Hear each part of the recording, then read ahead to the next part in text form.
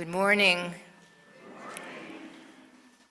Today, with ringing our peace bowl, we affirm the collective hope for peace in our world and at home. We acknowledge that these lands that we love are the unceded ancestral and historical lands of the Yavapai people. Once again, hello to everybody who is here in person and those on Zoom.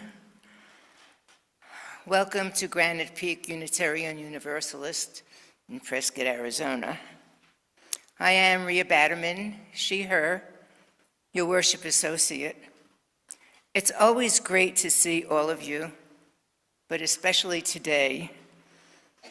We need to be stronger together, and we must continue to resist this evil authoritarian regime. I know we were all very frustrated, angry, feeling helpless, and we are sick of Trump and sick of ICE.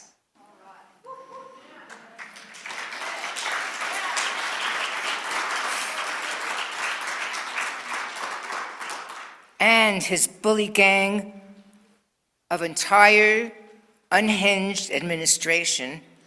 We've had enough of their stormtroopers infiltrating our street, hitting us with tear gas, smoke bullets, and openly beating and kicking down people on the ground who these hateful stormtroopers, they just target them, they just beat them. And more than ever,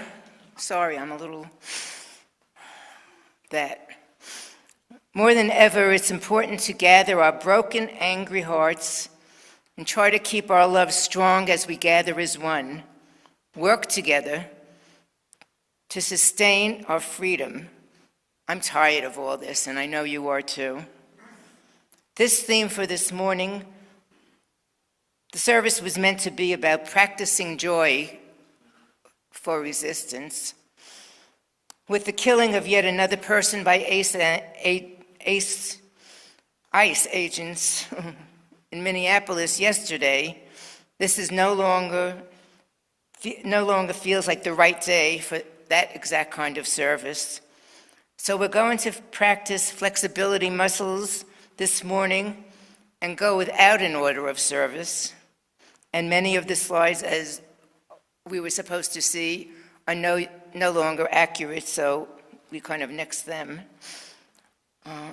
At the end of the service, we're all welcome to join a shorter than usual social hour over in Davis Hall.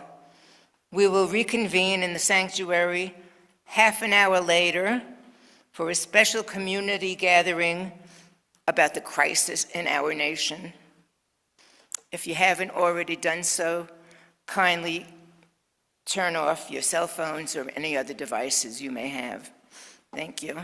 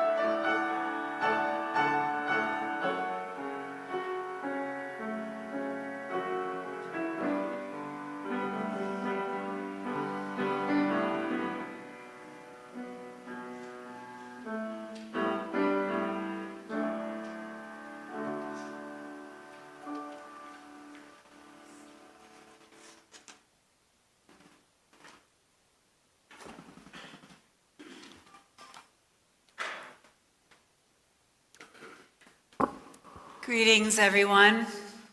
I'm the Reverend Michelle LaGrave, she, her, and I'm the minister here at Granite Peak UU Congregation. If you are visiting with us for the first time today, or still kind of newish, please understand that this morning's service will be a little out of our usual, to reflect the unusual circumstances we find ourselves in.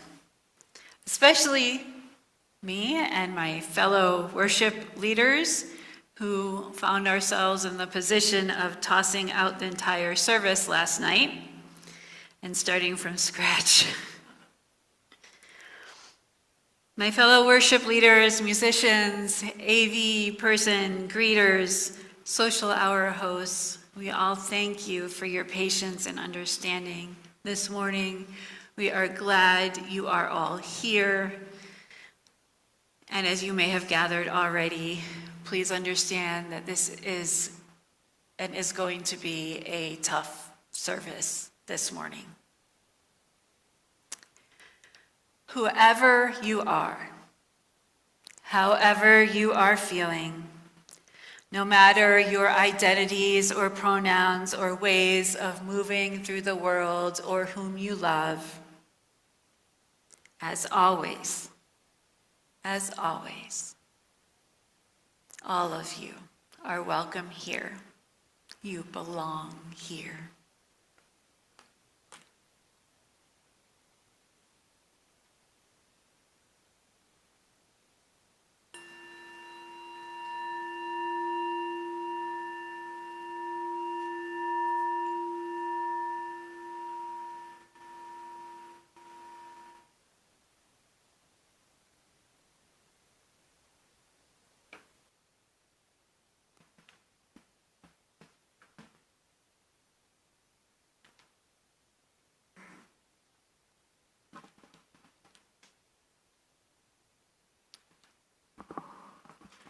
We begin our service in the Unitarian Universalist tradition of lighting our chalice.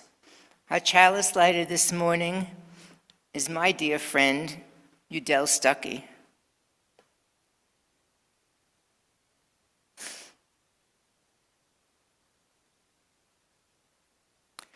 Today, we light the chalice with these words: "Blessed are we," by Andrea Hawkins Camper.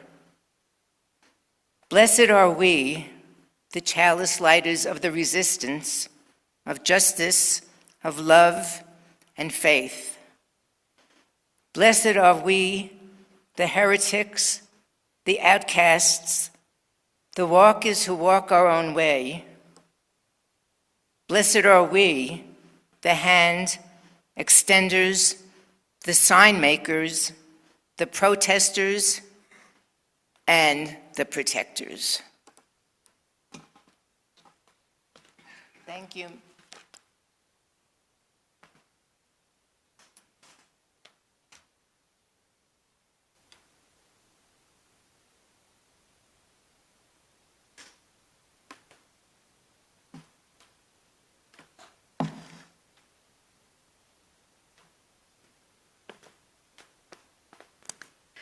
These words come from the Reverend Angela Herrera. Don't leave your broken heart at the door. Bring it to the altar of life. Don't leave your anger behind. It has high standards, and the world needs vision. Bring them with you, and your joy and your passion. Bring your loving and your courage and your conviction. Bring your need for healing and your powers to heal.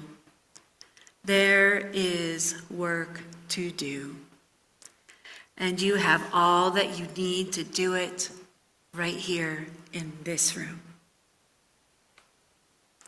Let us rise and sing together. Come, come, whoever you are, at least 5 times. Number 188, if you need the words.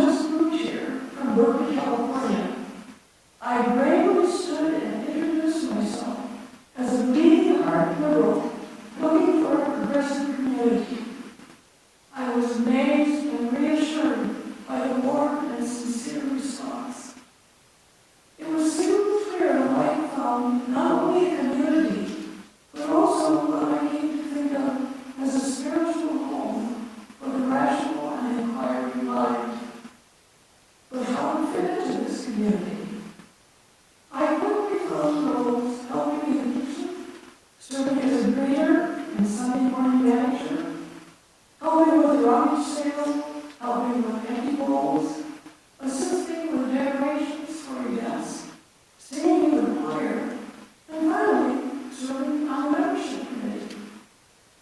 My most satisfying role is as Grant Pete's coffee monger. That is, I order the coffee for Sunday morning in the fair trade store. You probably share my good feeling knowing that the organic coffee we are enjoying has been fairly traded and raised by small farmers.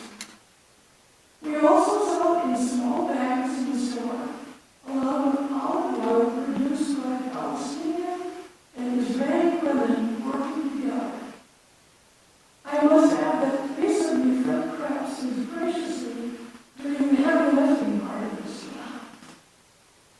Because of these rich experiences and the fellowship we all share, I find it well worth pledging as generously as I can to help fund our operations. I hope you, too, in the upcoming stewardship campaign, will feel moved to contribute as generously as you can to our beloved community.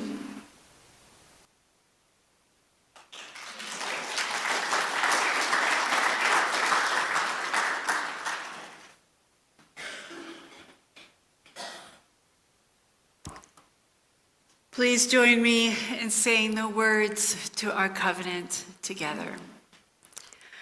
Love is the doctrine of this congregation, the quest for truth its sacrament, and service its prayer. To dwell together in peace, to seek knowledge and freedom, to serve others in community, thus do we covenant together.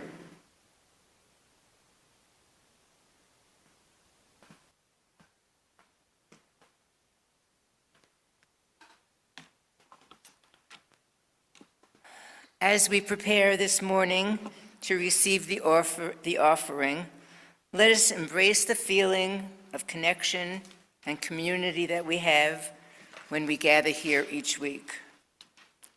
Let us remember that this congregation and its programs are supported by your generosity. We also give back to the greater community through our Seeds of Support program. This month's recipient is Habitat for Humanity, and you can read about them in the order of service. If you don't have one, well, read about them in the View. Each Sunday, half the plate offering, as well as designated checks, are given to the local organizations that are designated.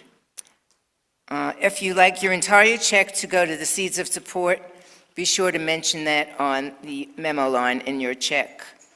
If you'd like to contribute online, feel free to do so at prescottuu.org. So ushers, please begin collecting our offering today.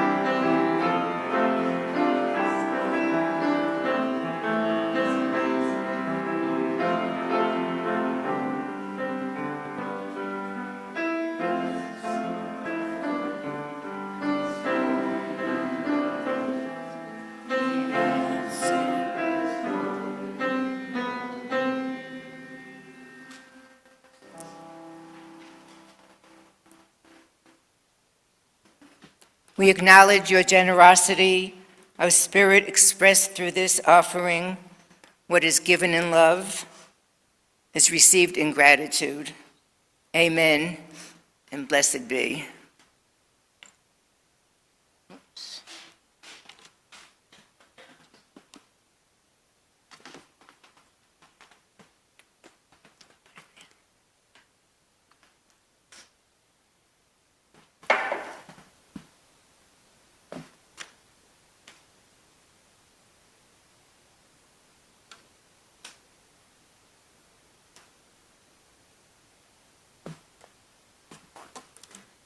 Please find a comfortable place in your seats.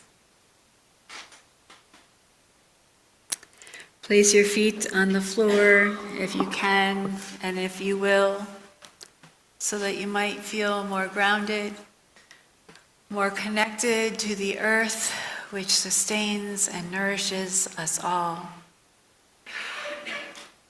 Close your eyes if you feel comfortable in doing so. Take 2 deep breaths in.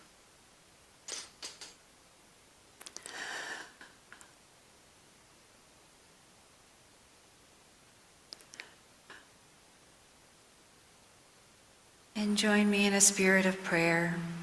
The words again from Angela Herrera. This is a prayer for all the travelers, for the ones who start out in beauty, who fall from grace, and step gingerly, looking for the way back. And for those who are born into the margins, who travel from one liminal space to another, crossing boundaries in search of center. This is a prayer for the ones whose births are passing from darkness to darkness, who all their lives are drawn toward the light, and for those whose journeys are a winding road that begins and ends in the same place. Though only when the journey is completed do they finally know where they are. For all the travelers, young and old, aching and joyful, weary and full of life, the ones who are here and the ones who are not here, the ones who are like you, and they're all like you, and the ones who are different, for in some ways we each travel alone. This is a prayer for traveling mercies and sure-footedness, for bread for your body and spirit, for water, for your safe arrival, and for everyone you see along the way. Let us remain together in silence.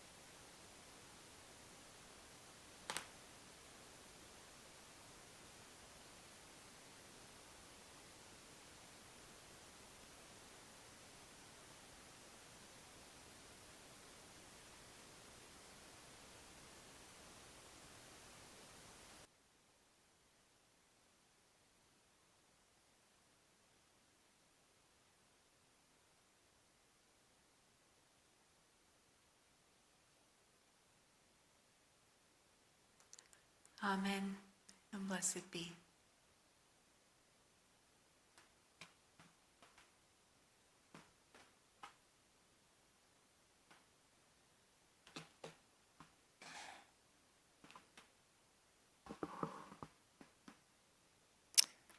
Our beloved community is at the heart of Granite Peak UU.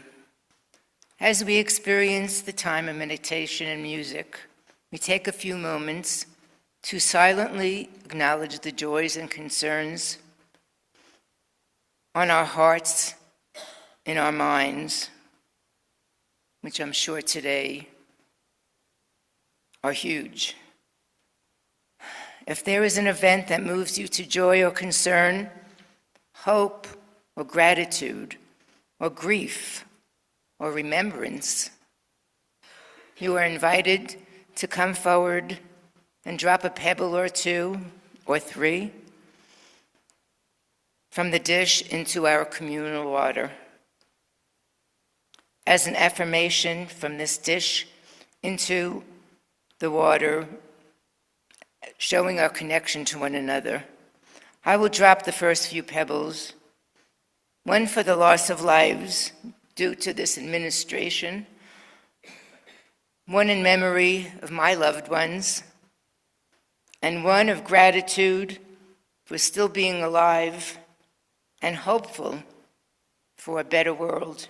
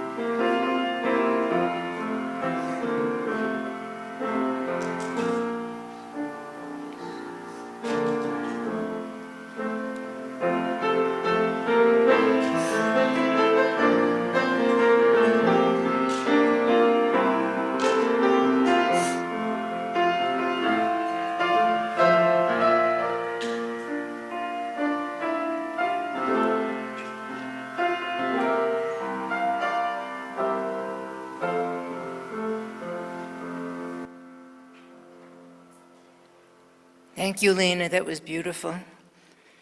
May our joys and concerns, surrounded by the healing communal water of our beloved community, be acknowledged here today. So may it be.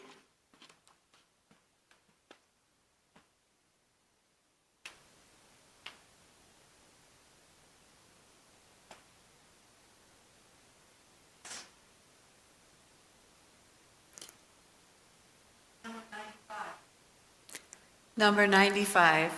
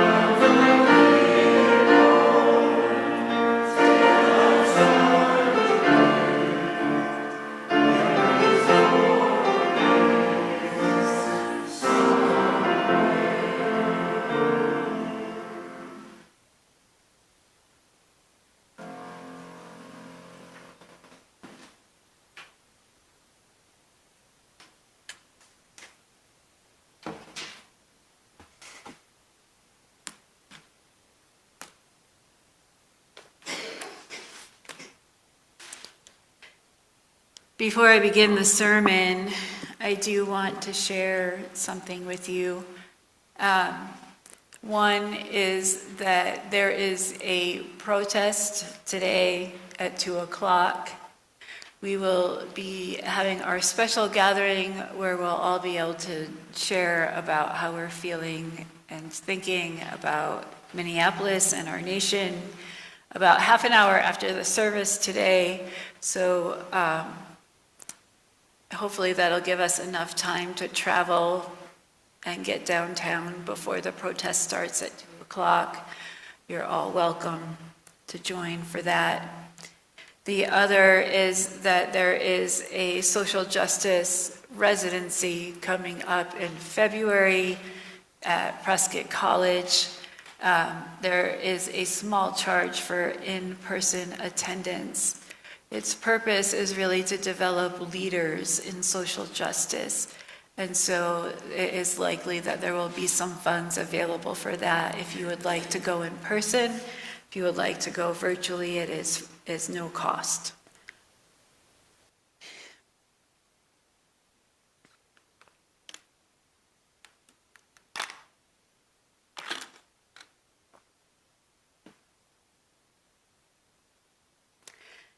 As you've surely heard by now, there's been another killing by ICE agents out in Minneapolis.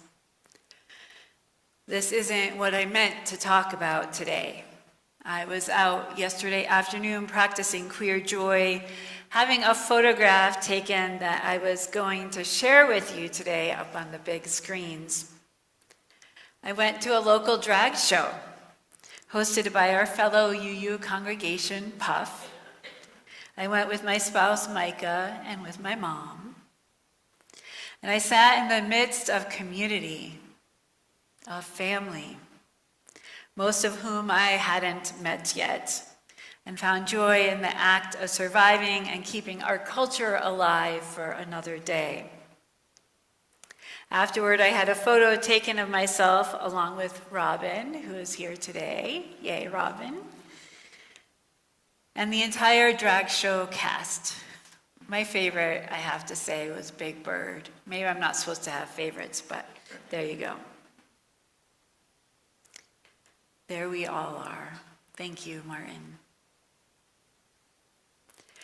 I didn't find out about the second killing this year until after I left the show, around dinner time. It took a while for the news to sink in, and I'm still not sure it really has. But it wasn't long before I knew I had to change the message for this morning. Don't get me wrong. Practicing joy as resistance is still valid, still necessary, because practicing joy has never been about sticking our heads in the sand and ignoring the pain of reality. It's about celebrating another day of survival in a world that all too often doesn't want us to survive, never mind thrive. Black people have been celebrating Black joy for a very, very long time. Queer people have been celebrating queer joy, disabled people, disabled joy, and so on.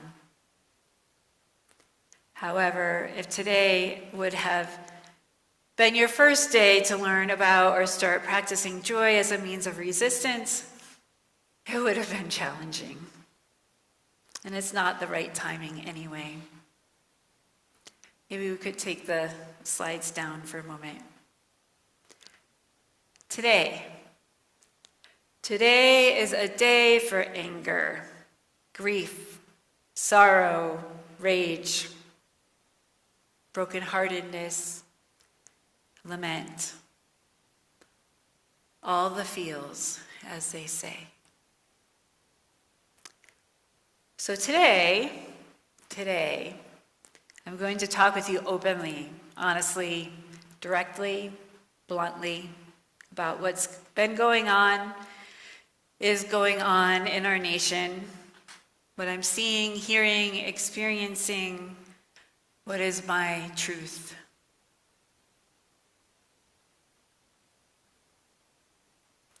I never thought I would have to preach this sermon.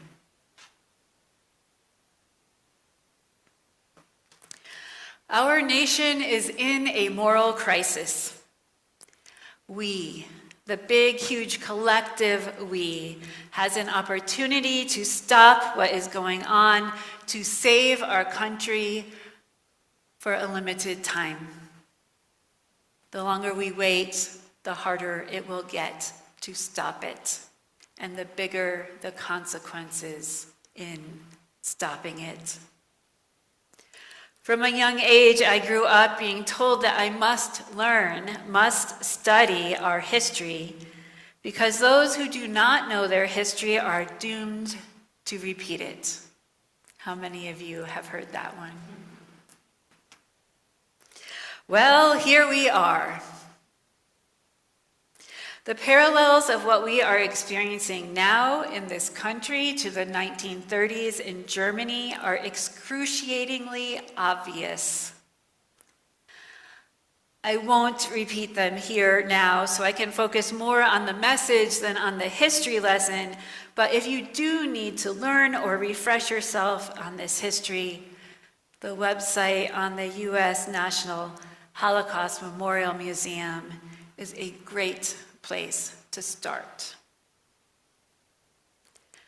With the killings of Renee Good and Alex Pretty, it has become clear that ICE has completed its transformation from any kind of border patrol or immigration enforcement agency to the new SS. This has already happened. They are already here. We can make no mistake about this. Masked people. Even the SS didn't wear masks. Masked people, people who do not wear uniforms, people who do not show badges, people who do not wear name tags, people who do not show their faces, people who cannot be identified later, are stopping people on the street, are demanding people show identification, are smashing car windows to get into people, are breaking down doors, are kidnapping people, are disappearing people, are killing people. People of any age, of any color, and any citizenship status. Your whiteness, your straightness, your able-bodiedness, your citizenship status, your education level, your professional capacity, your Christianity, your money, none of that will save you. None of that will save any of us. This has already happened. This is already true. We can make no mistake about this. You can be taken into custody for sitting at home in your underwear doing nothing at all. You can be pepper sprayed directly in your face after you are already on the ground and fully restrained. You can be beaten for kneeling to pray on the street. You can be killed for trying to drive away from an incident involving masked, armed, unidentified people, likely men, out in the street. You can be stopped and have identification papers demanded of you for simply walking or rolling down the street. You can be killed, murdered, shot in the back after you have already been taken down, disarmed, and restrained. And afterward, the police who are wearing uniforms with name tags, who are showing badges with ID numbers, who are showing their faces, who we know for sure are actually law enforcement, will be kept away from the scene. And then stories, awful stories about who you are will be circulated, and digitally manipulated photos manufactured to take away your good reputation. And by you, I mean you. Any of us. Not the person way over there in Minneapolis or Chicago or Portland or any other place where ICE is operating on a large scale. But you, the person sitting right here or on Zoom or right next to you or right in front of you. You have already lost these rights. They may still exist on paper, but if the paper is not enforced or adjudicated fairly, they do not exist. This has already happened. This is already true. We have lost our rights, and the new SS is here. It is everywhere, and it is called ICE. This is our new reality. I'm going to pause a moment and let that sink in, if it hasn't already.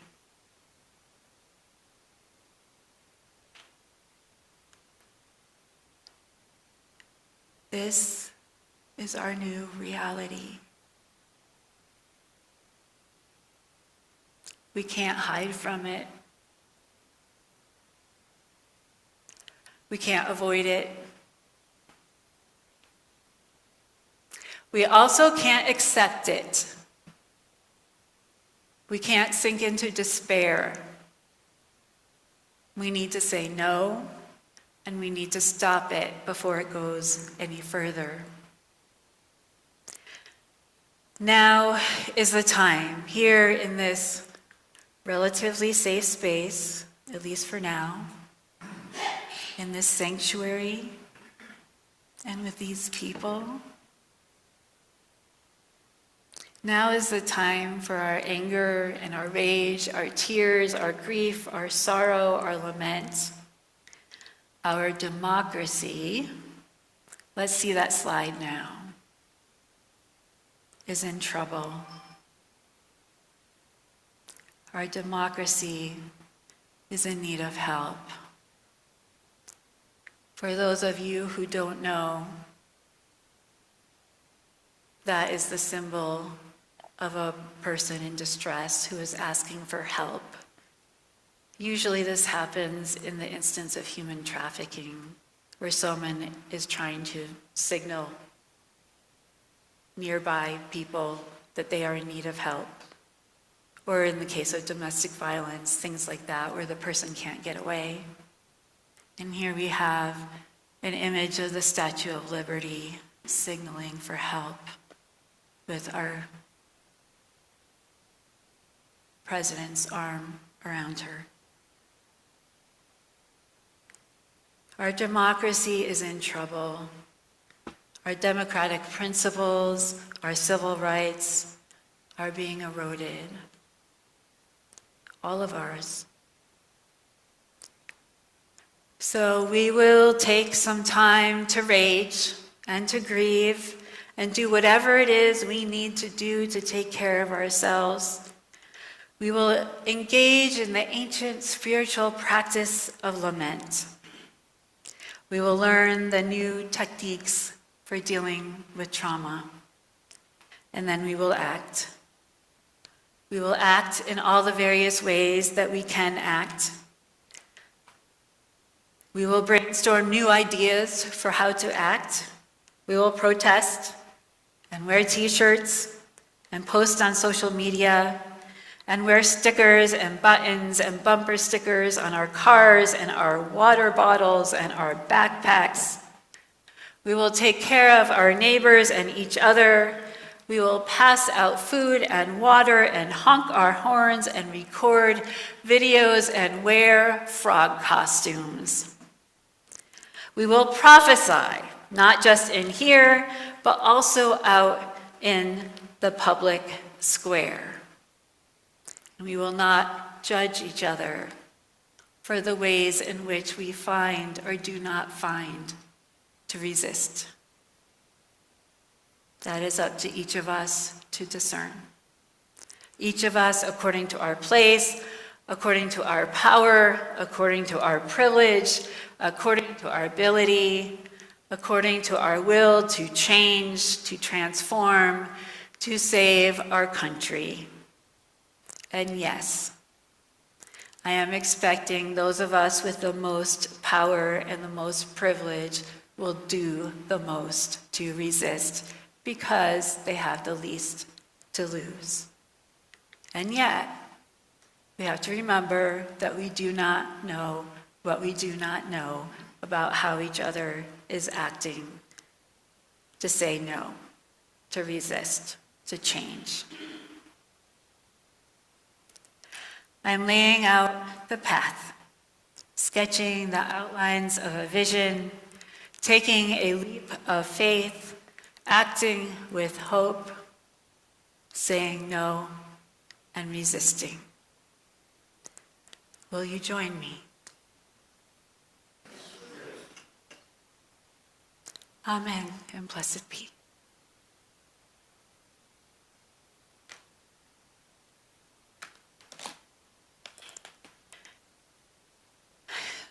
Let us join in singing together number 170.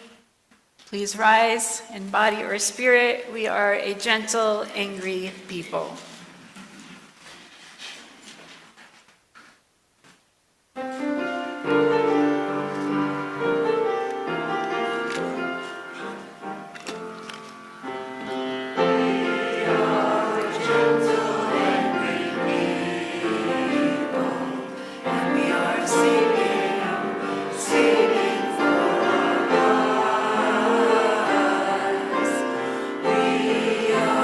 gentle and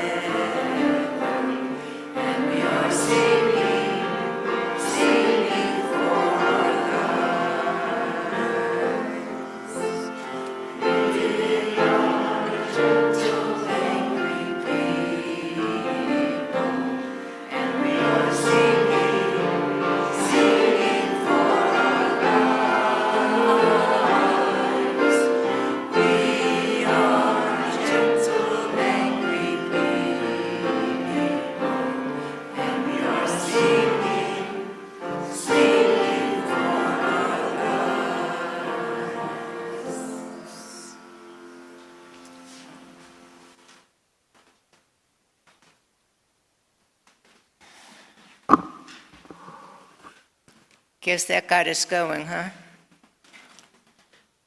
Okay, it's time to extinguish our chalice. Please join me in extinguishing it with the following words. We extinguish this flame, but not the light of truth, the warmth of community, or the fire of commitment. These we carry in our hearts until we are together again.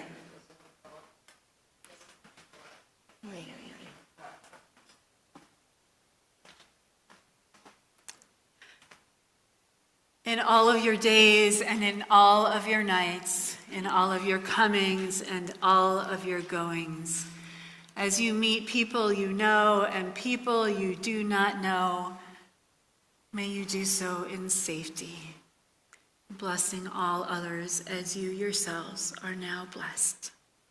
Amen.